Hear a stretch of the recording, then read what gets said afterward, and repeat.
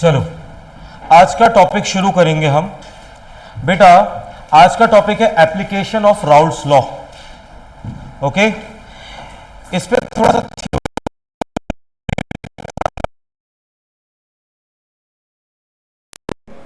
ठीक है ना, स्कूल में पूछे जाने के चांसेस कम। इसके बाद लेकिन जो टॉपिक आता है टाइप ऑफ सॉल्यूशन वो फिर स्कूल में ज्यादा पूछा जाएगा।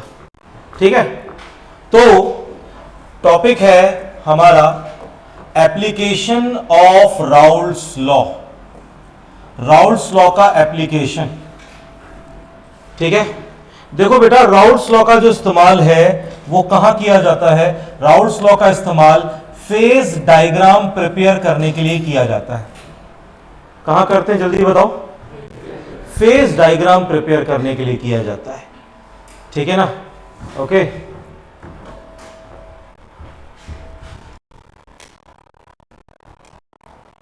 इसका इस्तेमाल किया जाता है फेज डायग्राम्स को प्रिपेयर करने के लिए। अब फेज डायग्राम क्या होता है देखेंगे अभी हम। ठीक है ना, यहां हम फेज डायग्राम प्रिपेयर कर रहे हैं किसके लिए? फॉर लिक्विड सॉल्यूशंस के लिए, लिक्विड सॉल्यूशन के लिए। ठीक है ना, ये फेज डायग्राम बनाने के लिए हम लोग कौन सी इक्वेशन इस्तेमाल करेंगे? तो एक इक्वेशन हम लोग यूज करेंगे पहली, वो है relation between P total versus X. X क्या है? Mole fraction in liquid solution. X क्या है? Mole fraction in liquid solution. तो पहले ये यूज करेंगे जिसमें P total is equal to होता है P A not x A plus P B not x B. इस इक्वेशन को यूज करेंगे, फिर इसको आगे जो करवाया था पूरा, ठीक है ना, जो पूरा बनवाया था स्ट्रेट लाइन की इक्वेशन बन जाती है, जिसमें हम लोग यहां पुट कर देते हैं P A not 1 minus X B plus ये हो जाएगा P B not x B. ये हो गया हमारे पास पी टोटल। फिर हमारे पास हो जाएगा ये पी ए नॉट माइनस ये हो जाएगा P A not x B plus P B not x B. ये इक्वेशन है। ये हो जाएगा P A not plus x B, यहां रख दिया P B not minus P A not. तो ये इक्वेशन स्ट्रेट लाइन की इक्वेशन आती है। ये किसकी इक्वेशन आती है? Straight line. ओके, ठीक है। इसका अगर आप इसका ग्राफ, इसका अगर क्या क्या बोल रहे हैं, इसका ग्राफ तो हमने बनाया हुआ है, याद करो। मान लो ये है मेरे पास पी ए नॉट, ये है मेरे पास पी बी नॉट। तो इसका ग्राफ हमने कुछ ऐसा बनाया हुआ था, याद आ रहा है? यहां पर है एक्स ए तो एक्स बी क्या हो जाएगा? एक्स बी 0 है। यहां पर है X A is equal to 0, यहां पर है X B is equal to 1। समझे? एक इक्वेशन हम ये यूज करेंगे। ठीक है ना, ये फेज डायग्राम का आधा पार्ट बना है। अभी क्या बना है? ये फेज डायग्राम का भी आधा पार्ट बना है। इसके बाद क्या होगा बेटा? इसके बाद हम जो दूसरा रिलेशन यूज करेंगे वो यूज करेंगे relation between P total and Y. Y आपको पता है मोल फ्रैक्शन इन कौन से सॉल्यूशन बोलो? इन गैस फेज। वाई क्या है? वाई है gas phase composition. Gas phase का कंपोजिशन है। समझ रहे हो बात को? किसका कंपोजिशन है बताओ? गैस फेज का कंपोजिशन है। तो इसकी इक्वेशन हम लोग ऑलरेडी पता है हमें, इसकी इक्वेशंस। ठीक है, क्या क्या पता हमें इक्वेशन के बारे में? इक्वेशन के बारे में पता है हमें Y A is equal to होता है P A upon P total, Y B is equal to होता है हमारे पास P B upon P total. इसको थोड़ा सा हम ओपन कर सकते हैं। ठीक है, यहां पर हम लिख सकते हैं P A is equal to Y A P total, P B is equal to Y B P total. ऐसे लिख सकते हैं इसे। बोलो भाई हाँ या ना? और क्या कर सकते हैं? जो पी ए है उसको लिख सकते हैं P A not x a, p A not x a y A P total. इसको लिख सकते हैं p B not x B, ये हो जाएगा वाई बी पी टोटल। ठीक है, इससे निकाल लो एक्स ए हो जाएगा y A P total upon P A naught, और ये हो जाएगा हमारे पास एक्स बी। ठीक है, ये हो जाएगा x b y B P total upon P B naught, ये हो जाएगा। ठीक है, और लास्ट में हम लोग क्या लिख सकते हैं भाई, लास्ट में हम लिख सकते हैं x A plus x B is equal to होता है 1। X A plus x B is equal to क्या होता है बोलो 1। वैल्यू पुट कर दिया हमने y A P total upon P A not plus Y B P total upon P B not is equal to 1। ये हो जाएगा वाई ए अपॉन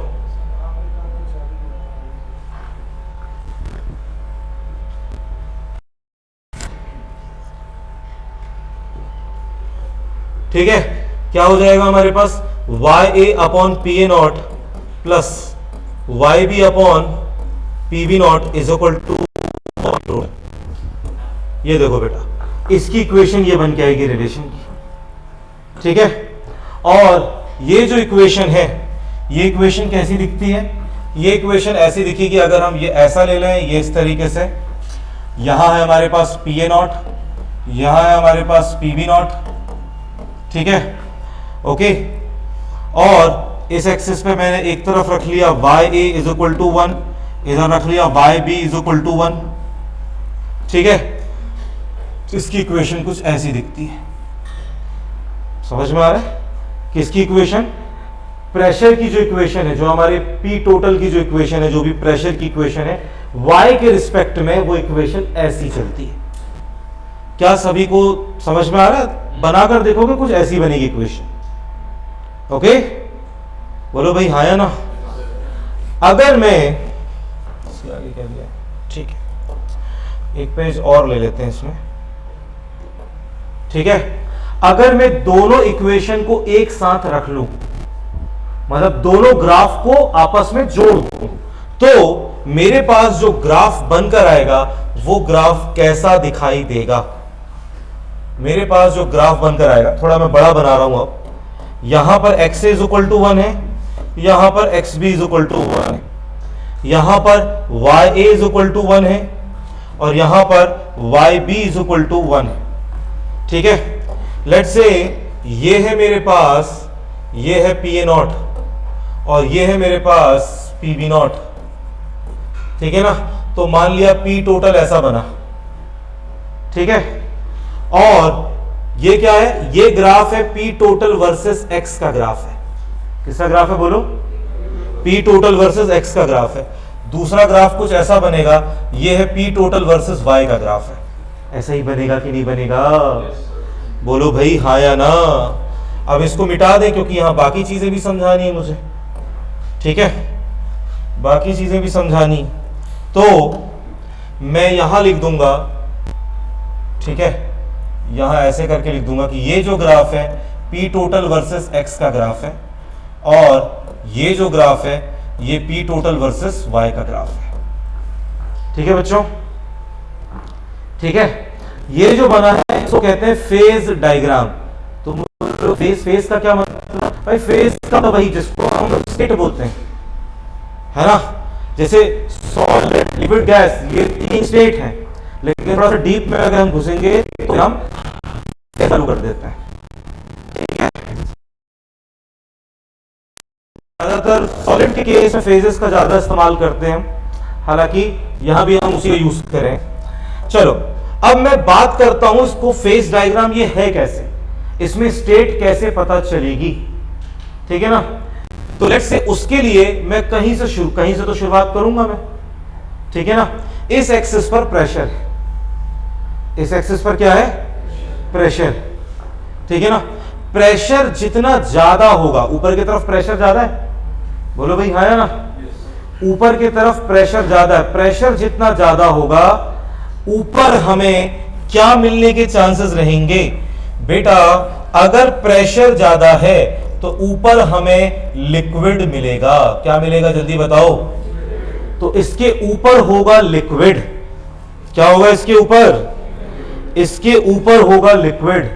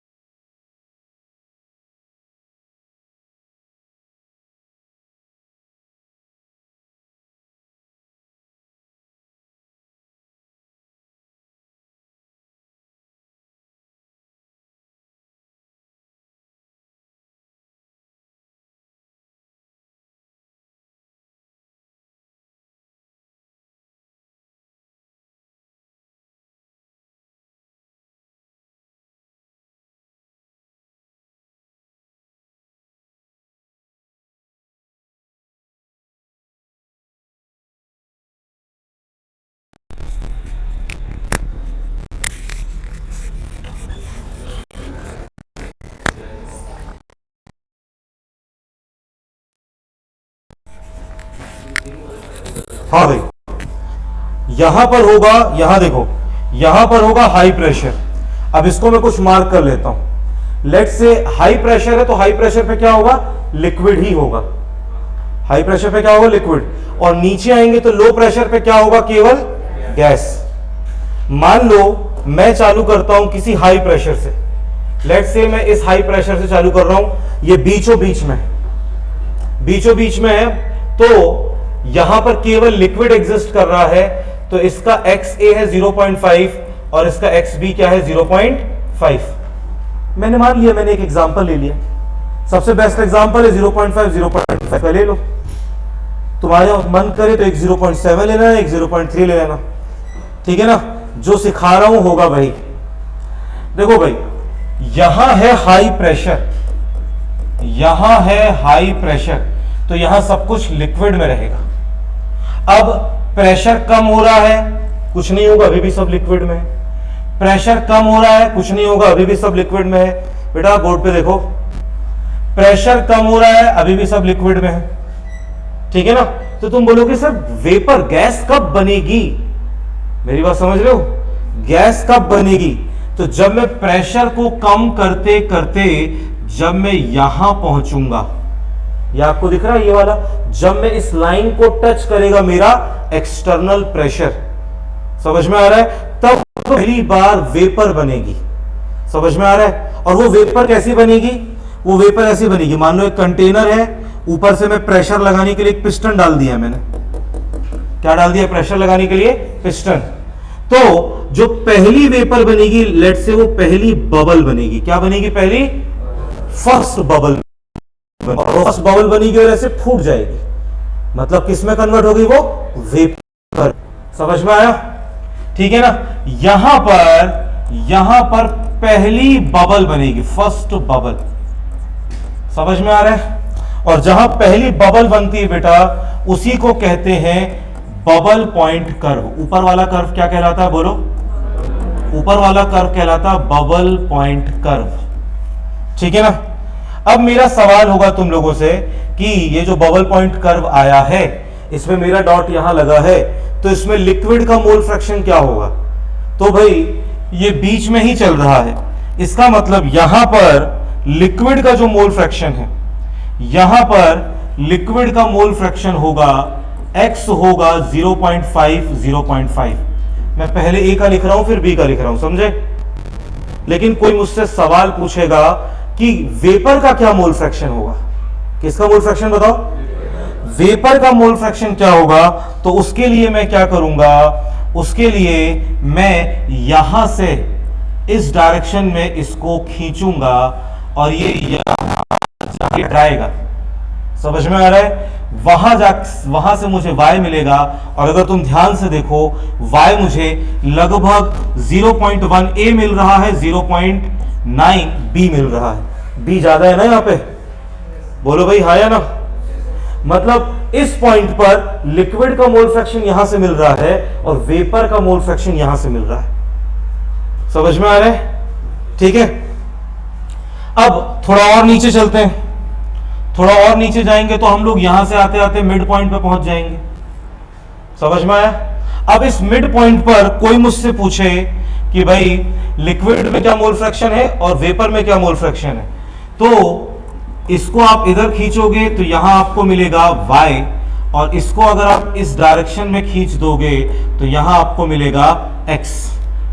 तो x की वैल्यू अगर तुम देखो, a ज्यादा है, लगभग 0.8 है और लगभग 0.2 b है। वहीं y में यहां पर तुम देखोगे तो लगभग 0.3 a है और 0.7 b है। मैं a और b आ रहा है समझ में या नहीं आ रहा? बोलो, अरे बोलो भाई, आया ना?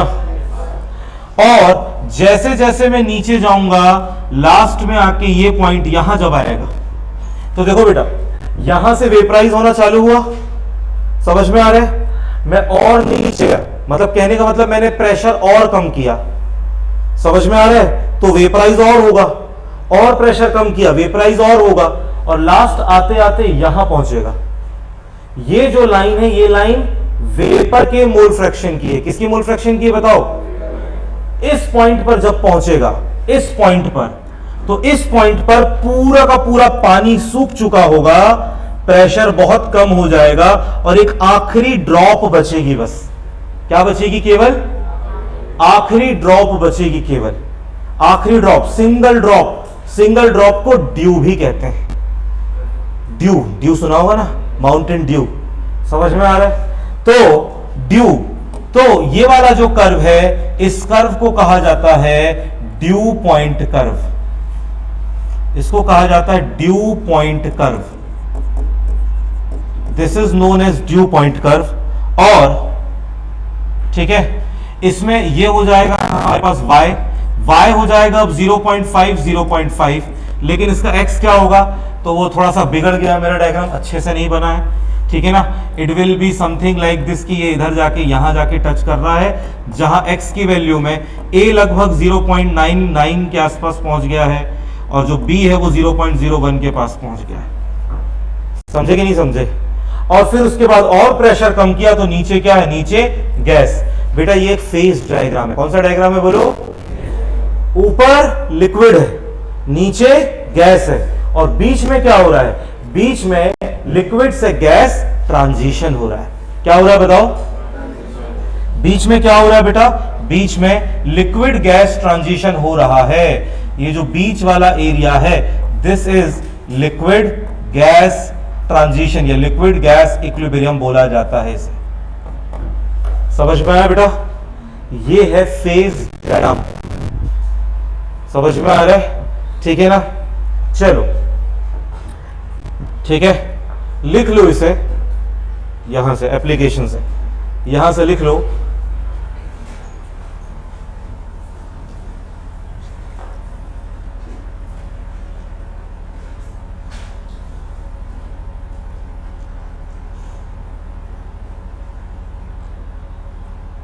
प्रेशर वाला एक्सपेरिमेंट घर पे करना मुश्किल है, लेकिन इसका उल्टा हीट करके आप हमेशा करते हो। करते हो कि नहीं करते हो बताओ? तुम घर में जाओ, आज घर जाओ, एक थोड़ा सा पतीला ले लो और उसमें थोड़ा सा पानी ले लो। बहुत ज्यादा लोगे तो टाइम ज्यादा लगेगा, गैस भी बर्बाद होगी, मम्मी से डांट भी पड़ सकती है, ठीक है? तो कम पानी लेना, थोड़ा सा पानी लेना, और आप उसे ऑब्जर्व करो कैसे बॉईल होता है, ठीक है? आप पहले देखोगे कि पहले पानी वाटर नॉर्मल रहेगा, फिर तुम्हें धीरे से दिखाई देगी एक सिंगल बबल दिखाई देगा तुम्हें। समझ में आ रहा है? जब वो पहला बबल दिखाई देगा तो वो बबल पॉइंट कर्व पहुंच गया, फिर ढेर सारे बबल्स निकलने लगेंगे और वेपर निकलने लग जाएगी, ठीक है ना? और बॉईल करते करते लास्ट में तुम देखोगे, लास्ट में तुम्हारे पास हो सकता है तुम्हें सिंगल ड्रॉप देखने का मौका मिले। समझ में आ रहा है?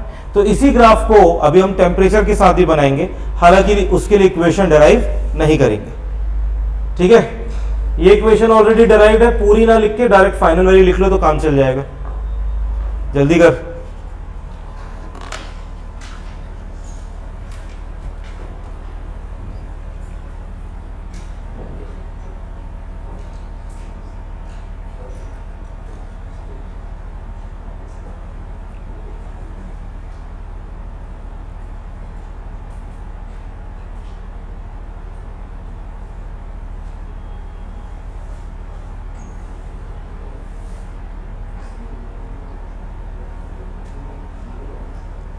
हो गया ये सभी का? तुम्हारा दोस्त कहाँ है आज? हाँ, तुम इसको लिख लो।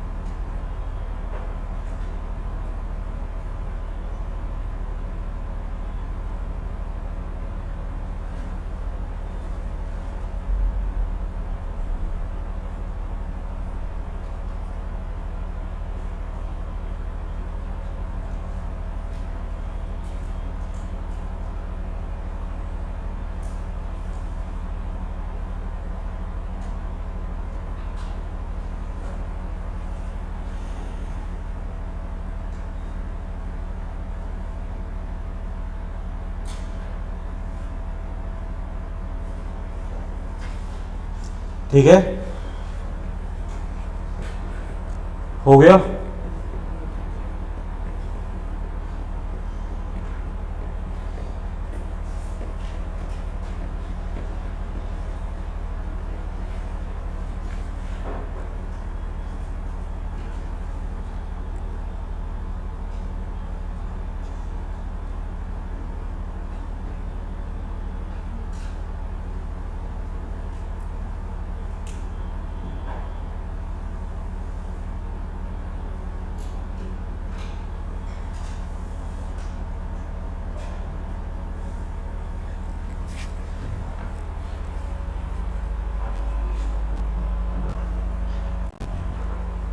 हो गया?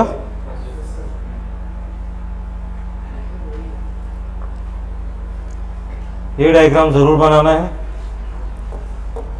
ये है बबल, ये है ड्यू।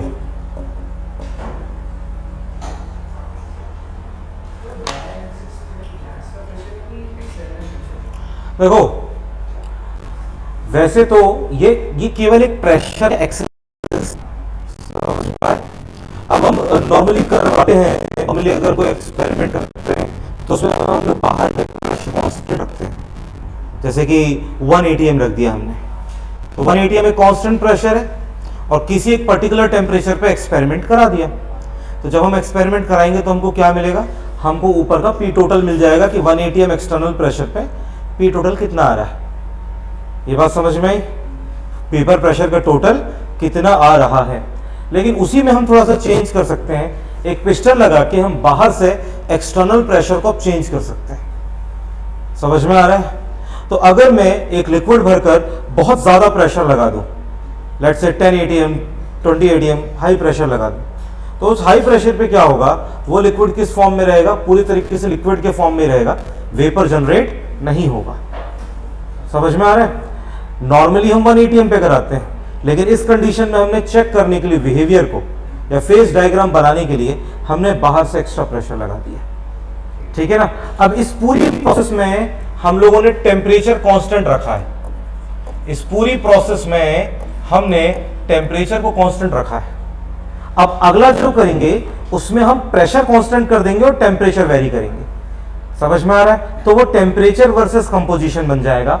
ये कर्व जो है ये प्रेशर वर्सेस कंपोजिशन कर्व है, प्रेशर वर्सेस कंपोजिशन, है ना।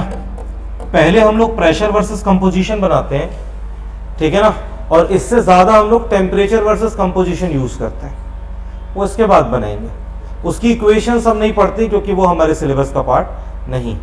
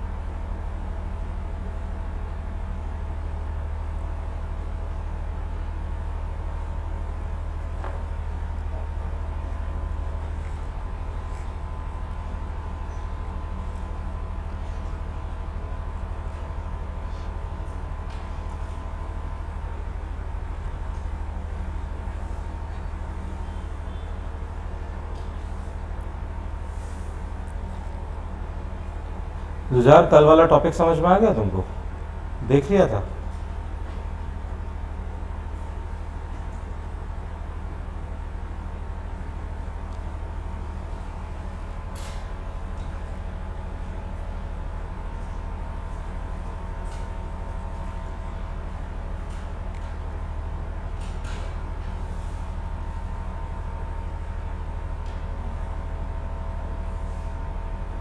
तुम क्यों नहीं आ रही थी बेटा इतने दिनों से? क्या नाम है तुम्हारा? हाँ, क्यों नहीं आ रही थी तुम इतने दिनों से? कहाँ? घूमने? फंक्शन था? किसकी शादी वादी कुछ? अच्छा, कहाँ? गोरखपुर।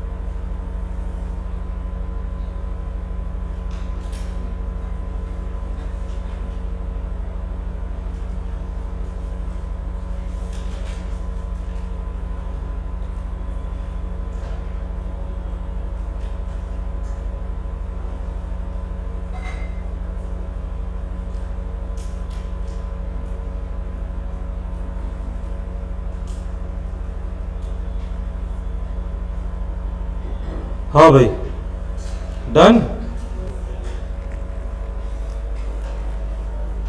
ठीक है, मैंने यहाँ पे कंसंट्रेशन कैसे निकालना है, फ्रैक्शन, मोल फ्रैक्शन कैसे निकालना है वो समझाया है, ठीक है ना। इसकी ज़रूरत अगर पड़ेगी तो केवल जेईई एडवांस के पेपर में पड़ेगी, मेंस में अभी तक इससे कोई क्वेश्चन नहीं पूछा गया है, ठीक है, इस कंपोजिशन का से रिलेटेड, ठीक है। क्लियर है सभी को? ओके, तो एडवांस में भी जरूरत पड़ सकती है, इसके अलावा जरूरत नहीं पड़ेगी। इससे रिलेटेड थ्योरी मैंने लिखवाई है, थ्योरी यहां से दे दी, इसको अभी लिखने की जरूरत नहीं है। Pressure versus composition phase diagram है। क्या क्या है? सबसे पहला पॉइंट है temperature is kept constant, temperature को कांस्टेंट रखा जाता है। The horizontal axis represents composition in liquid as well as vapour composition. जो हॉरिजॉन्टल वाली एक्सिस है, हॉरिजॉन्टल वाली एक्सिस थी ना अपने पास, इसको अलग कर देते हैं अभी। ये हॉरिजॉन्टल एक्सिस आपको दिख रही होगी, दिस इज हॉरिजॉन्टल एक्सिस, इसमें मोल फ्रैक्शन रखा गया है, वही सब बातें बता रहा है जो मैंने बताया है। जो अपर कर्व है, जो ऊपर वाला कर्व है उसे कहते हैं बबल पॉइंट कर्व, ठीक है ना। जो लोअर कर्व है उसे कहते हैं ड्यू पॉइंट कर्व, और जो एरिया बिटवीन है वो है वेपर लिक्विड इक्विलिब्रियम। समझ में आया? इसके आगे भाई, इसके आगे वही है, कॉन्सेंट्रेशन वगैरह निकालने का तरीका बता रहा है कि टॉप टू बॉटम जाएंगे तो क्या होगा, इसको रीड कर लेना, और कुछ नहीं है इसमें, ठीक है। ओके, जो मैंने पढ़ाया वही लिखा हुआ है। चलो अब आ जाते हैं यहां पर, हम अगला जो कर्व है उस पर आ जाते हैं। इस कर्व को हम कहते हैं टेम्परेचर वर्सेस, इसका एक्सपेरिमेंट हम घर पे भी कर सकते हैं, टेम्परेचर वर्सेस कंपोजिशन। बस आपको मेजरमेंट की चीजें नहीं मिलेंगी, टेम्परेचर वर्सेस कंपोजिशन का ग्राफ बनाएंगे। तो ये ग्राफ दिखता कैसे है वो देख लो बस, ठीक है। ये ग्राफ कैसा दिखाई देता है इसको देख लो बस। फिर से वैसा ही ग्राफ ले लिया, यहां पर हम ले लेंगे बेटा, यहां हम ले लेंगे x A is equal to 1, यहां ले लेंगे x B is equal to 1, ठीक है। यहां ले लेंगे y A is equal to 1 और यहां ले लेंगे y B is equal to 1। इसमें क्या करेंगे, प्रेशर इज कांस्टेंट, प्रेशर को कांस्टेंट रखेंगे, समझ में आया। और टेम्परेचर चेंज करेंगे, मतलब कि इस एक्सिस में रखा जाएगा टेम्परेचर, ठीक है।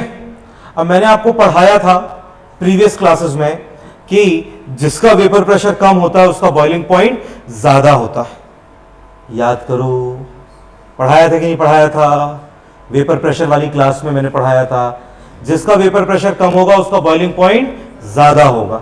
तो हमने वेपर प्रेशर कम किसका रखा था? वेपर प्रेशर कम रखा था ए का वेपर प्रेशर कम रखा था, तो उसका बॉइलिंग पॉइंट ज्यादा होगा। तो इसका जो पी ए नॉट है वो ज्यादा हो, इसका जो ये टेम्परेचर इसको बोलेंगे टी ए नॉट ज्यादा होगा, स्टैंडर्ड बॉइलिंग पॉइंट ऑफ ए, और बी का कम हो जाएगा, टी बी नॉट कम होगा। और ये जो दो ग्राफ्स हैं, ज्यादा गैप दिखा रहा हूं, इतना गैप नहीं दिखाते अभी, ना ग्राफ नहीं बनेगा टी बी नॉट। तो ग्राफ जो है वो कुछ ऐसा दिखाई देगा, the graph will look something like this, okay, ठीक है। अब देखो ऊपर, यहां पर ऊपर हाई टेम्परेचर है तो ऊपर गैस होगी, हाई टेम्परेचर पे तो गैस होती है, बोलो है ना। और नीचे लो टेम्परेचर है तो नीचे लिक्विड होगा, ठीक है। अब तुम अगर बॉईल करने जाओगे बेटा, जैसे यहां चल रहा है, यहां लिक्विड है, वही 0.5 ले लिया, लिक्विड है, यहां जाएंगे तो यहां पर पहली बबल बनेगी। अब आ गया बबल पॉइंट कर्व नीचे, बबल पॉइंट कर्व नीचे, समझ में आया। यहां पर क्या है, यहां पर लिक्विड वेपर इक्विलिब्रियम है, लिक्विड वेपर इक्विलिब्रियम है। यहां जाकर पूरा लिक्विड वेपर में कन्वर्ट हो जाएगा, यहां जाकर पूरा लिक्विड किस में कन्वर्ट हो जाएगा, वेपर में कन्वर्ट हो जाएगा। यहां केवल आखिरी ड्रॉप बचेगी, इसे कहा जाता है ड्यू पॉइंट कर्व। क्या बोलते हैं इसे, जल्दी बताओ? Due point curve. और ऊपर जाके आपको क्या मिलेगी, गैस। समझे कि नहीं समझे? ठीक है, ये हो गया हमारा टेम्परेचर के साथ फेज डायग्राम। अगर किसी को ये चाहिए कि मुझे कॉन्सेंट्रेशन पता चले, तो तुम यहां से कॉन्सेंट्रेशन निकालोगे तो यहां से तुम्हें मिलेगा x 0.5, लेकिन अगर तुम्हें y निकालना है तो उसको क्या करना पड़ेगा, इसको इस तरीके से करना पड़ेगा, यहां जाके टच करेगा, यहां निकलेगा y। समझे कि नहीं समझे? y जिसकी वैल्यू कुछ आएगी 0.1 और 0.9 समथिंग, ठीक है। इस पॉइंट पे निकालोगे तो तुम्हें इसको यहां तक लेकर जाना पड़ेगा, इसको यहां तक, यहां से तुम्हें मिलेगा x, यहां से तुम्हें मिलेगा y, बोलो है ना। और ऊपर जाओगे तो ये हमें क्या बताएगा, y। तो x कहां से पता चलेगा, इस ग्राफ को कुछ ठीक से बनाएंगे, थोड़ा सा गड़बड़ हो सकता है, तो यहां जाके टच करेगा, यहां से निकलेगा x। समझे कि नहीं समझे? ये है टेम्परेचर वर्सेस कंपोजिशन का फेज डायग्राम, ठीक है, ओके। तुम बोलोगे सर इसकी हमें कहाँ जरूरत पड़ेगी, थोड़ा बहुत एजियोट्रॉप समझाने में कभी इसकी जरूरत पड़ जाती है। आगे टॉपिक आएगा एजियोट्रॉप, समझ में आ रहा है? ठीक है, तो इसको तो लिखना नहीं था, उसके लिए देख लो, जगह छोड़ दो, नहीं तो ये पीपीटी पहुंच जाएगा। ठीक है ना, सेव करके रखना पीपीटीज, ओके, अगर कुछ छोड़ रहे हो लिखना विखना तो। ठीक है, चलो इसको बना लो, फिर हम नेक्स्ट टॉपिक करेंगे टाइप्स ऑफ सॉल्यूशंस।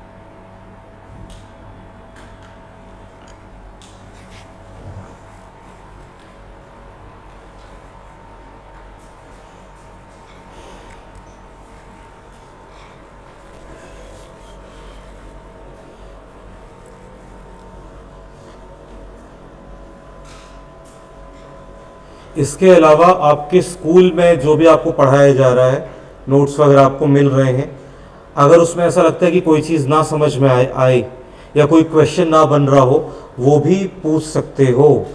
ठीक है, ओके, है ना? कोई ऐसा टॉपिक जो आपके बुक्स में हो, क्योंकि देखिए सिलेबस की कोई लिमिट नहीं होती है। किसी ने एक एक्स्ट्रा मेथड पढ़ा दी, किसी ने एक मेथड कम पढ़ा दी, समझ में आ रहा है? तो इट हैपन्स। तो अगर किसी को लगता है कि कोई टॉपिक आपके स्कूल में पढ़ाया गया है और जो यहाँ अगर नहीं हुआ है कवर या आगे पीछे हो गया, तो एक बार मुझे रिमाइंड करा सकते हो। ठीक है, ओके।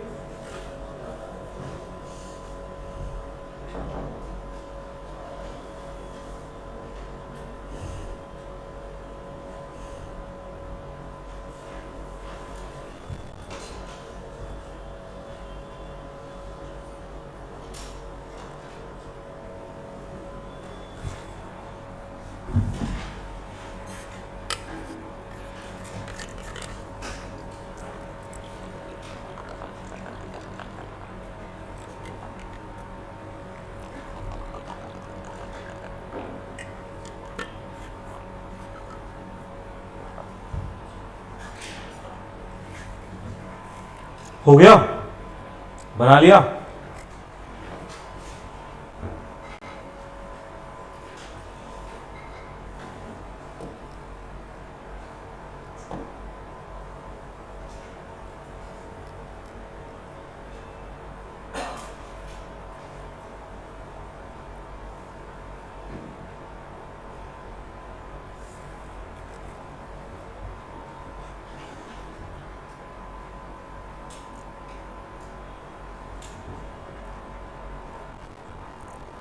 हो गया बच्चों? आई थिंक लिख लिया सभी ने। चलो नेक्स्ट टॉपिक। अब ये जो टॉपिक है, ये टॉपिक बहुत ज़रूरी है बोर्ड्स के लिए और अपने जेईई मेंस के लिए। ये टॉपिक बहुत ही इंपॉर्टेंट है, ठीक है ना?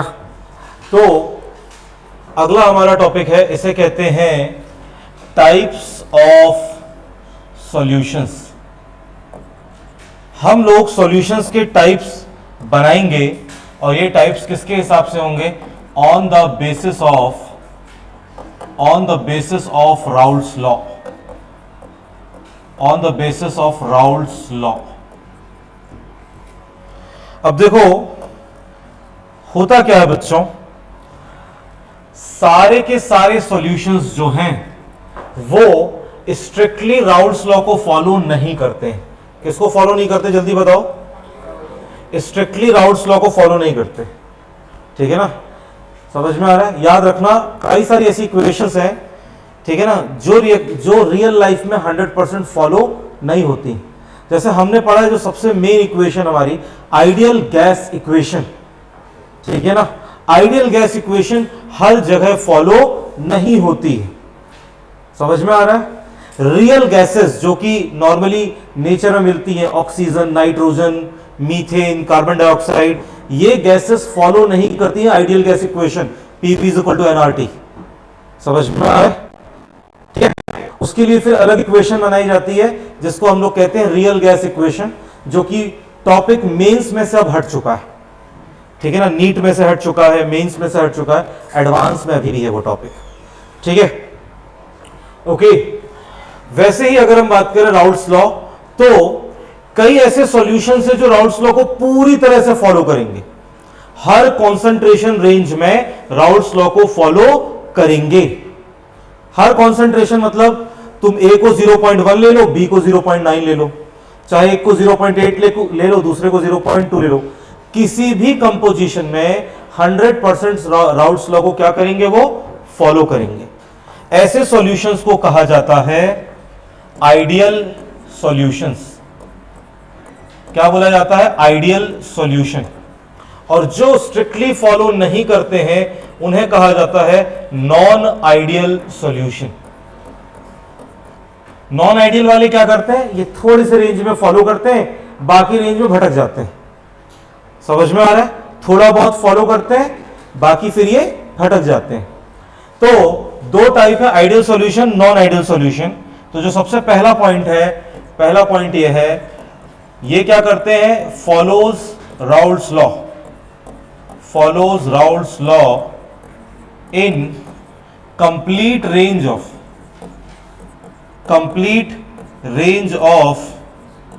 कंपोजिशन। कंपोजिशन की कोई भी रेंज उठा लो, ये क्या करते हैं? उसको फॉलो करते हैं, ठीक है ना।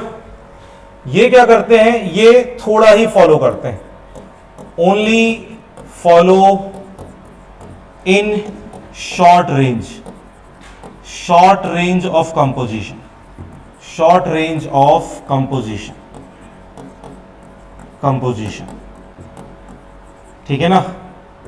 हम ये बोल सकते हैं do not follow completely, completely follow नहीं करते, डू नॉट फॉलो कंप्लीटली। समझ में आ रहा है? ठीक है ना, कंप्लीटली फॉलो नहीं करते। तो सबसे पहला क्वेश्चन तुम्हारे दिमाग में क्या आना चाहिए? बोलो, अरे बोलो भाई, साइंस के स्टूडेंट हो तुम लोग, सबसे पहला सवाल क्या उठना चाहिए?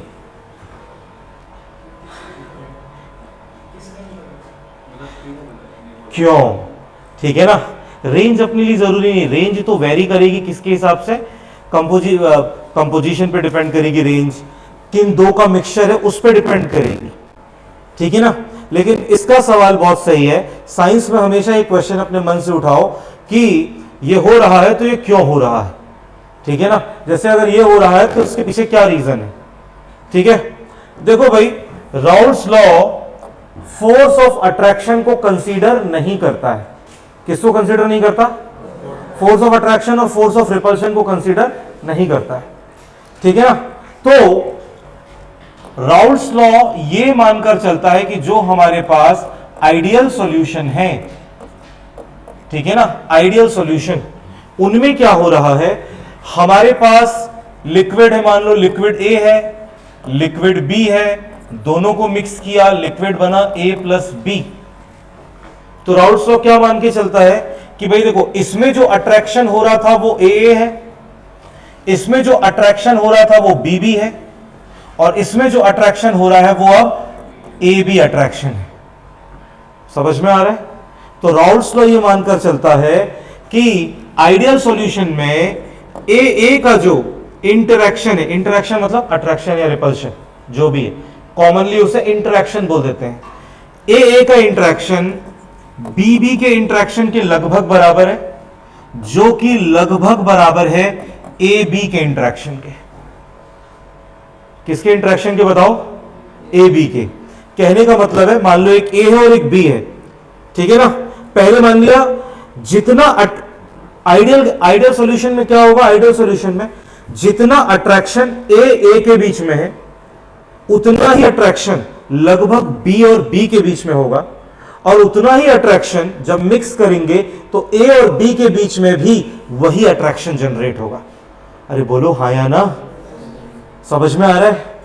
लेकिन नॉन आइडियल सॉल्यूशन में क्या होगा? नॉन आइडियल सॉल्यूशन में जो अट्रैक्शन ए के बीच में है वो अट्रैक्शन बीबी के बीच में नहीं होगा, बीबी के बीच में हो सकता है उससे ज्यादा हो या उससे कम हो, और वो अट्रैक्शन ए बी के बीच में तो बिल्कुल ही नहीं होगा। समझ में आ रहा है? ठीक है ना? तो इस केस में क्या बोला जा रहा है, ठीक है, इसके केस में हम लोग क्या लिख सकते हैं, यहां पर हम बोल सकते हैं कि interaction between a is almost equal to b b is almost equal to a b. लेकिन इसके केस में क्या हो जाएगा, इसके केस में हो जाएगा इंटरैक्शंस जो होंगे, ए का इंटरैक्शन जो है वो बराबर नहीं होगा बीबी के, बी के, और वो बराबर नहीं होगा ए बी के। तो ऐसे केस में बन जाते हैं नॉन आइडियल सॉल्यूशन, और ऐसे केस में क्या बन जाते हैं, आइडियल सॉल्यूशन। समझे कि नहीं समझे? थोड़ा बहुत समझ में आया? ठीक है ना? इट इज समथिंग लाइक, इसको देखो, इट इज समथिंग लाइक, मान लो इसको तोड़ने के लिए, मान लो इसको तोड़ने के लिए मान लो 40 किलो जूल लगा। समझ में आया? इसको तोड़ने के लिए मान लो लगा 41 लगा, और जब ये बना तो रिलीज हो गया लगभग 40.5 के आसपास रिलीज हो गया। आसपास वैल्यू है कि नहीं बताओ, बोलो है या ना? लेकिन इस केस में मान लो इसको तोड़ने में लगा 40, इसको तोड़ने में लगा 80, और जब ये मिक्स हुआ कुछ तो इसको तोड़ने में इसके बनने पे रिलीज हुआ, इसके बनने पे रिलीज हुआ 20। कहानी ही अलग है। समझ में आ रहा है? इसको तोड़ने में ज्यादा लग रहा है, इसमें और भी ज्यादा लग रहा है, बनने पे कम एनर्जी रिलीज हो रही है। समझे कि नहीं समझे? अगली चीज हम यहां पर देख सकते हैं, ठीक है, इससे क्या होगा, ठीक है, अब ये अगर फॉलो, ठीक है ना, अब इससे क्या होगा, अगली चीज, तीसरी चीज हम लोग बोल सकते हैं एंथैल्पी ऑफ मिक्सिंग। तीसरी चीज हम बोल सकते हैं एंथैल्पी ऑफ मिक्सिंग, जिसको हम शॉर्ट में लिख सकते हैं delta H mix, delta H mix. ठीक है? इसके केस में क्या था, इसके केस में ए और ए को तोड़ने में कितना लग रहा था, लगभग 40, बी और बी को तोड़ने में कितना लग रहा था, 40। समझ में आया? और ए और बी जब बने तो लगभग 40। ओवरऑल एंथैल्पी चेंज 0 है। ओवरऑल एंथैल्पी चेंज कैसा है बोलो, 0 है। किसी की कैलकुलेशन खराब तो नहीं हो रही, बोलो। ओवरऑल एंथैल्पी ऑफ मिक्सिंग 0 है, लेकिन इसमें एंथैल्पी ऑफ मिक्सिंग 0 नहीं होगी, या तो प्लस आएगी या तो माइनस आएगी। समझ में आ रहा है? मिक्स करने पे या तो एनर्जी एब्जॉर्ब करेगा या तो एनर्जी रिलीज करेगा। समझे? जैसे कि एक छोटा सा एग्जांपल लूं, पानी है, पानी में H2SO4 डालते हैं, कॉन्सेंट्रेटेड H2SO4 डालो, हीट रिलीज होती है कि नहीं होती? 9वीं 10वीं में पढ़ा है, पानी में जब आप कॉन्सेंट्रेटेड एसिड डालो तो हीट रिलीज होती है। समझ में आ रहा है? इसका उल्टा, अगर आप पानी में लेट्स से NaCl डालो, या पानी में आप अगर अच्छा ऑब्जर्वेशन करना है ग्लूकोज डालो, तो हीट एब्जॉर्ब होती। ठीक है ना? कभी ग्लूकोज को खाया है डायरेक्टली? तो नहीं खाया है। क्या बचपना मोबाइल पे बिता दिया गया बस। अगर ग्लूकोज को डायरेक्ट खाया जाए तो बहुत ठंडा लगता है, या फिर जैसे मिंट अगर खाया जाए तो ठंडा लगता है। ठीक है ना?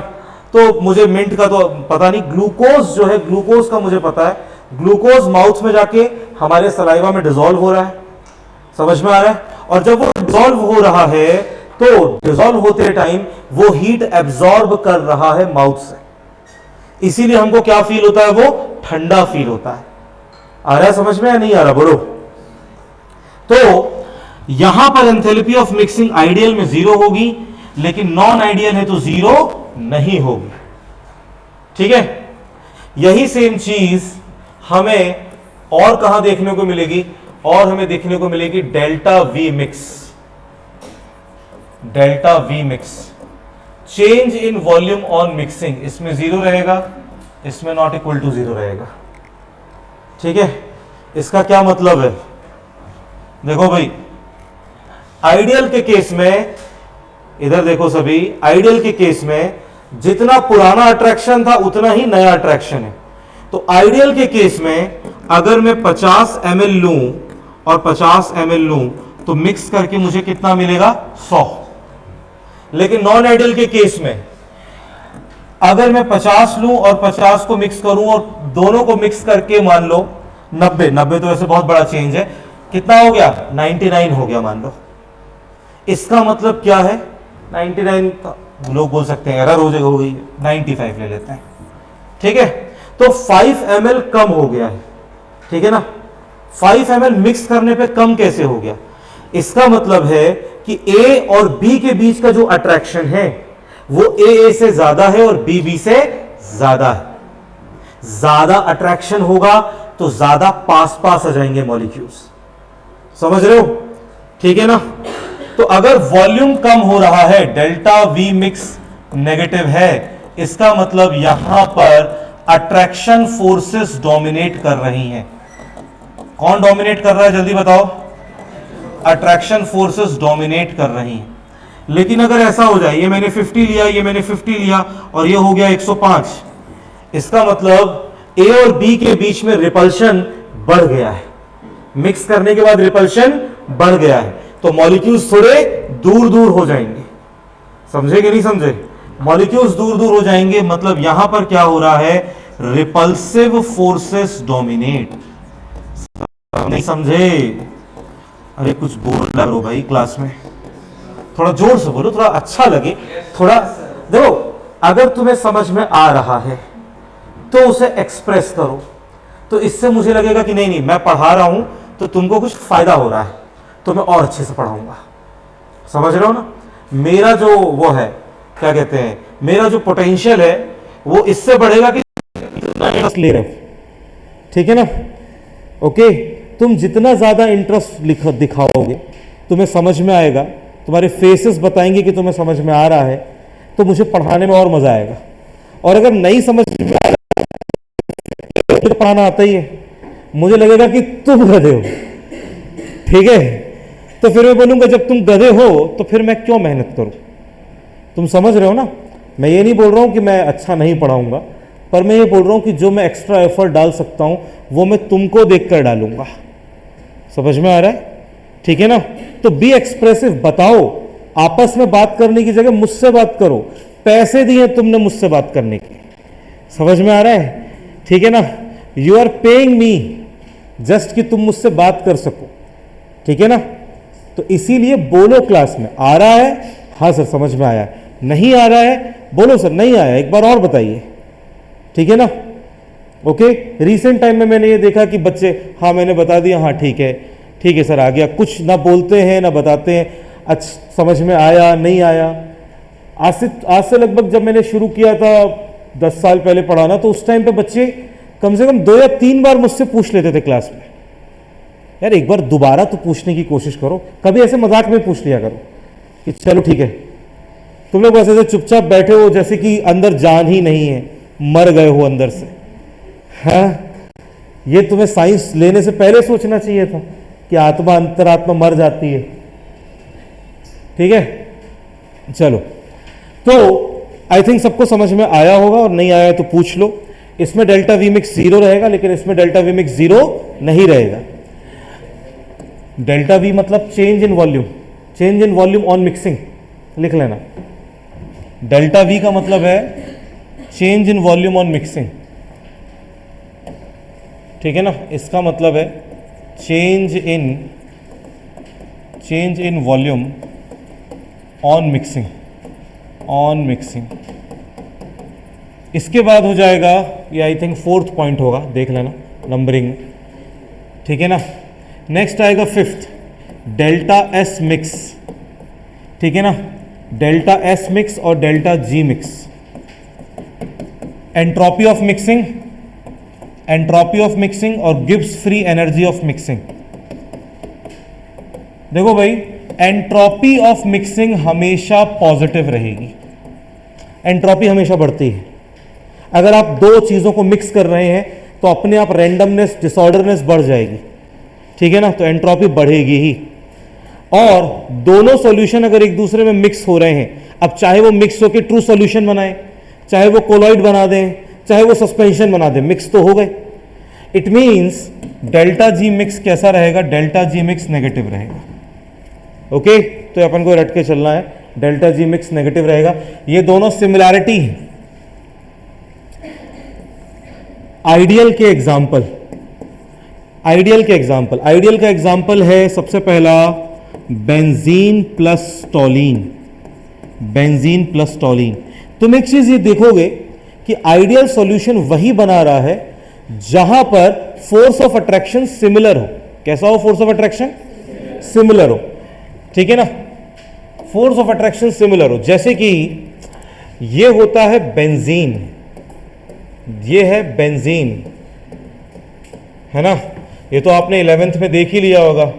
और ये होता है टॉलीन, सिर्फ एक कार्बन का डिफरेंस है, ठीक है ना, एक कार्बन का डिफरेंस है। इनके बीच में जो फोर्स ऑफ अट्रैक्शन है बेटा, इनके बीच में जो फोर्स ऑफ अट्रैक्शन जो भी जनरेट हो रही है वो वीक वैंडरवॉल फोर्स है। कौन सा फोर्स है जल्दी बताओ?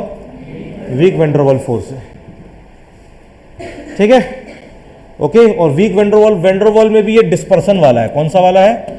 डिस्पर्सन, सबसे वीकेस्ट जो होता है वो होगा डिस्पर्सन। और एग्जांपल लेते हैं, ठीक है ना, और एग्जांपल हमारे पास है, दूसरा एग्जांपल है हमारे पास N hexane plus N heptane, N hexane plus N heptane. Okay, तुम देखो एन हेक्सेन एन हेप्टेन, इनमें भी weak van der Waal force of attraction होगा। कौन सा होगा जल्दी बताओ? Week van der Waals. आइडियल के लिए जरूरी है दोनों में सेम फोर्स ऑफ अट्रैक्शन हो, सेम मतलब कि या तो दोनों ही वीक हो या तो दोनों ही बहुत स्ट्रांग हो। आई थिंक ज्यादातर केसेस मैंने जो देखे दोनों ही वीक वाले चाहिए आइडियल के लिए, ठीक है ना, वीक वाला। और एक और हमारे पास एग्जांपल है, ठीक है ना, क्लोरोबेंजीन ब्रोमोबेंजीन, क्लोरोबेंजीन ब्रोमोबेंजीन, ठीक है ना, ओके, सिमिलर टाइप के एग्जांपल है। फोर्थ है हमारे पास ethyl bromide ethyl iodide, C2H5Br C2H5I, है ना।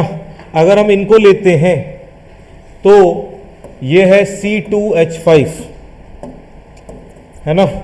अगर हम इसको लेते हैं CH3CH2Br और लेते हैं हम लोग CH3CH2 आयोडीन I, ठीक है ना, तो ब्रोमीन की इलेक्ट्रोनेगेटिविटी और आयोडीन की कार्बन से थोड़ी सी ज़्यादा होती है, तो ब्रोमीन पे पार्शियल नेगेटिव जनरेट होना चाहिए, कार्बन पे partial positive, partial negative generate होना चाहिए, पार्शियल पॉजिटिव।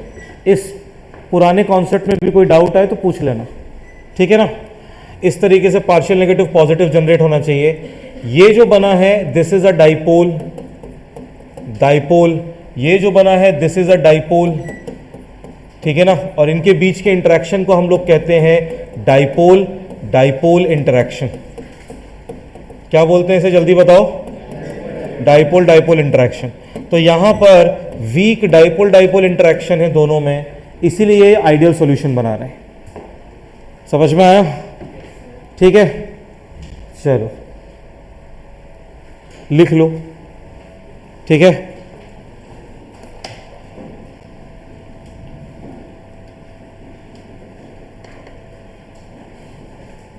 मॉड्यूल दिखा रहे बेटा।